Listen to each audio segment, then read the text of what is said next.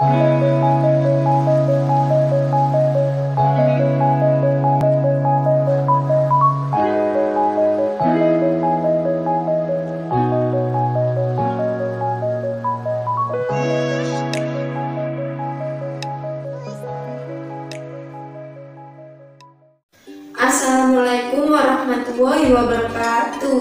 Halo anak-anak semua, bagaimana kabarnya? Semoga selalu dalam keadaan sehat ya semuanya. Tetap semangat belajar meskipun kita harus melakukan pembelajaran secara online.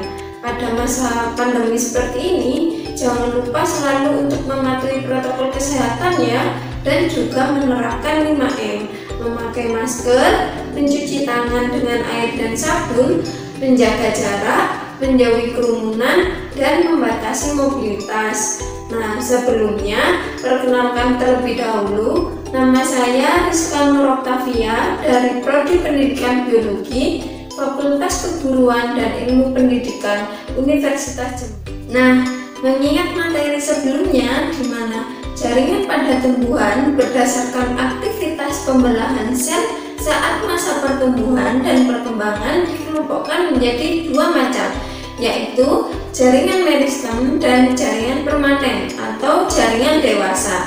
Jaringan permanen atau jaringan dewasa ini berdasarkan fungsinya dikelompokkan menjadi 5, yaitu jaringan epidermis, jaringan parenkim atau jaringan dasar, jaringan penyokong, jaringan pengangkut atau vaskuler, dan jaringan sekretory.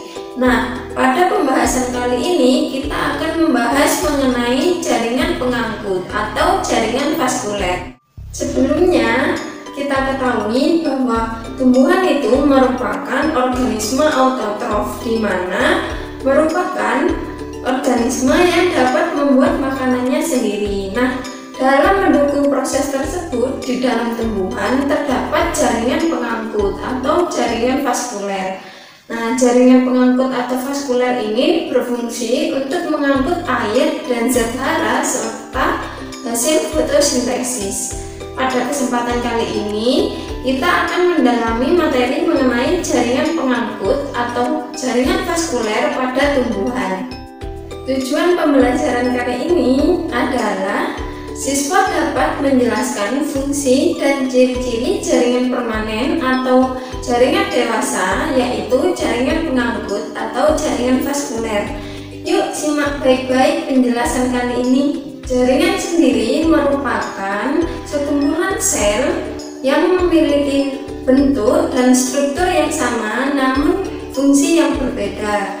Nah, jaringan pengangkut merupakan jaringan pada tumbuhan tingkat tinggi yang berfungsi untuk mengangkut air dan garam-garam mineral serta zat makanan hasil fotosintesis. Jaringan pengangkut pada tumbuhan ini adalah xilem dan floem. Xilem berfungsi untuk mengangkut air dan garam-garam mineral yang ada di dalam tanah dari akar menuju ke daun.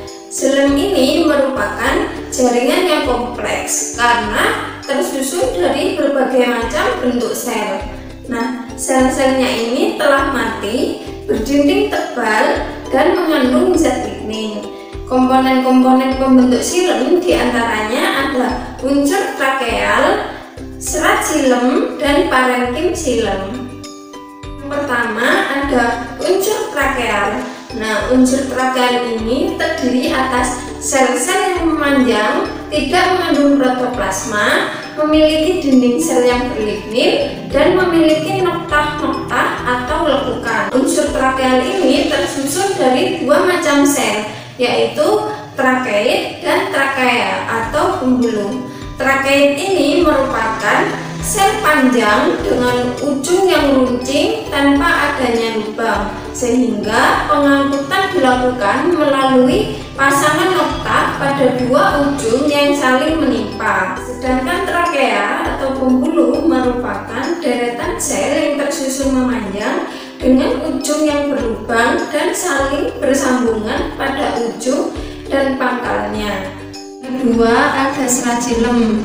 Nah, serat xilem ini merupakan sel panjang dengan dinding sekunder yang berlignin. Serat xilem ini memiliki dua macam serat. Yang pertama ada serat trakeid dan yang kedua ada serat lipiform. Nah, serat lipiform ini berukuran lebih panjang, berdinding sel tebal dan memiliki noktah yang sederhana. Sedangkan untuk serat trakeid memiliki noktah yang terlindung. Ketiga ada parenkim xilem. Parenkim xilem ini tersusun dari sel-sel yang masih hidup dan berfungsi sebagai tempat penyimpanan cadangan makanan, serta juga dapat ditemukan pada xilem primer maupun xilem sekunder. Nah, pada xilem sekunder ini dapat ditemukan beberapa parenkim kayu dan parenkim jari-jari embun. Setelah tadi xilem, jaringan pengangkut pada tumbuhan yang kedua yaitu floem. Jika tadi xilem berfungsi untuk mengangkut air dan zat-zat hara yang ada di dalam tanah menuju ke daun, nah floem ini berfungsi untuk mengangkut dan mendistribusikan zat makanan hasil fotosintesis dari daun ke seluruh bagian tumbuhan. Nah, floem ini tersusun dari sel-sel yang hidup dan mati. Komponen-komponen pembentuk floem diantaranya ada unsur tapis, ada sel pengiring atau sel tetangga, lalu ada serat floem, kemudian ada parenkim floem, dan ada sel albumin.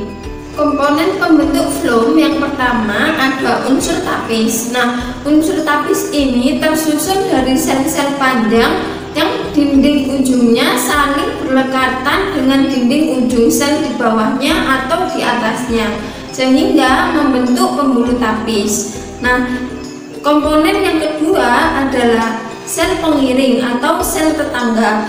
Sel pengiring atau sel tetangga ini merupakan untayan sel-sel hidup yang menyerupai parenkim serta memiliki nukleus, plastid, dan plasmodesma yang bercabang.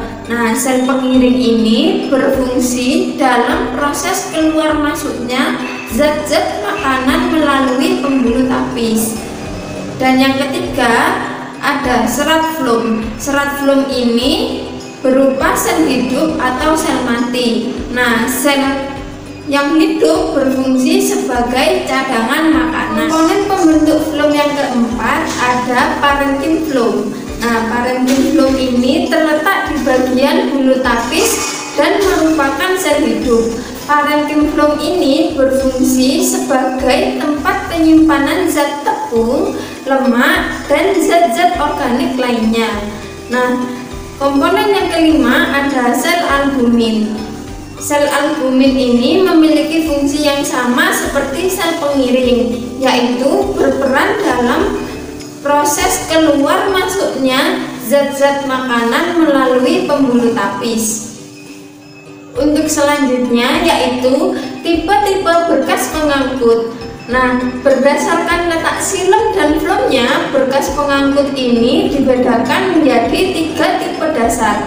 Di antaranya ada tipe kolateral, yang kedua ada tipe konsentris, dan yang ketiga ada tipe radial. Tipe berkas pengangkut yang pertama ada tipe kolateral. Nah, tipe kolateral ini di mana xilem dan floem terletak berdampingan dan floem berada di bagian luar xilem.